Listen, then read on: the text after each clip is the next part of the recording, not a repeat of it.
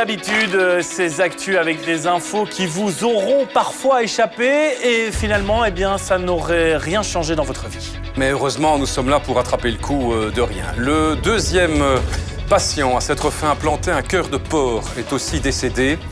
La famille a attaqué le personnel soignant en justice arguant qu'ils avaient réalisé un travail de cochon. Il faut dire que le cœur n'était pas de très bonne qualité. Il avait été acheté sur le site Le Bon Groin. Les critiques pleuvent sur cette fontaine de Vienne où les sculptures ont coûté 1 800 000 € à la ville. Les habitants sont outrés, la laideur, le style.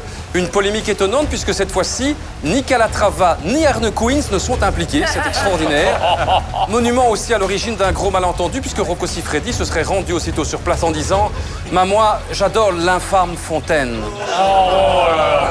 On va parler cinéma à présent avec Ridley Scott, le réalisateur américain qui va bientôt sortir un biopic sur Napoléon. Oui, James. Bonjour. Donc vous êtes sur le lieu du tournage du Napoléon de Ridley Scott pour ressentir un peu l'ambiance générale et surtout vérifier que Ridley Scott, et je l'espère sincèrement, ne prenne pas trop de liberté avec la vérité historique. Oui, et c'est tout à votre honneur de Warzé. D'ailleurs, toute votre œuvre au sein de cette émission prouve que vous avez un souci d'exactitude historique hyper pointu, bien entendu.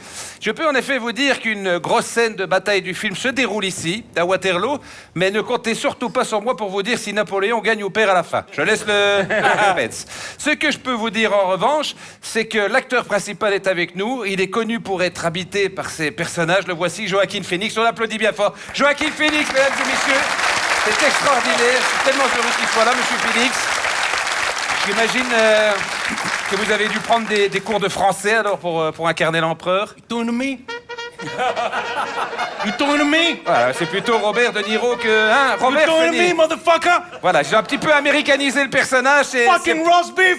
Non, ça va. Merci Fuck beaucoup. him! Et Joséphine, elle est où, Joséphine? Joséphine? Oula!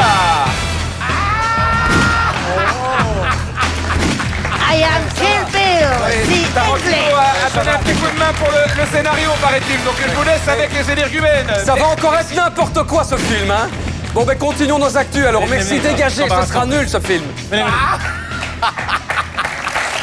Allez, on va parler de nos smartphones qui pourraient nuire à la qualité de notre sperme. On peut se demander quel est le lien entre smartphone et production de sperme de qualité. Oui, parce que franchement, déjà, un seul des deux fonctionne en kit main libre. Mais c'est gênant pour tout le monde si dans un train, quelqu'un veut le partager bruyamment avec les autres. Notez que le sperme qui touche le plus de gens reste celui de Proximus, puisqu'il nous rapproche tous. Alors maintenant, quelques brèves. Dis donc, il y a Grand Cactus ce soir. Bon, vous connaissez tous le haka, hein, cette danse rituelle pratiquée par les fameux All Blacks de Nouvelle-Zélande. Eh bien, figurez-vous qu'il y a 50 ans, c'était encore bien plus guerrier, bien plus barbare. Voyez toutes ces images datant de 1973. Ça, non mais là, il y a 50 ans, c'était une boucherie. Hein, il devait s'enfuir à toutes jambes. Hein, une boucherie sans nom, tout ça, abominable. Allez, on va parler d'une histoire dramatique pour terminer ces actus. Un homme confondu avec une boîte de poivrons meurt écrasé par un robot. Quoi? Oui, bref, on rassure tout de suite les... Non, ça n'est pas drôle, David. Hein. On rassure tout de suite les consommateurs qui nous regardent. Donc, si vous retrouvez des petits morceaux de viande dans vos boîtes de poivrons, c'est normal. Hein. Maintenant, il paraît que le type était tellement pénible qu'il fallait vraiment se le farcir. Bien sûr, nos condoléances à la famille. Cela doit être moche d'être confondu avec un poivron par une machine qui est automate.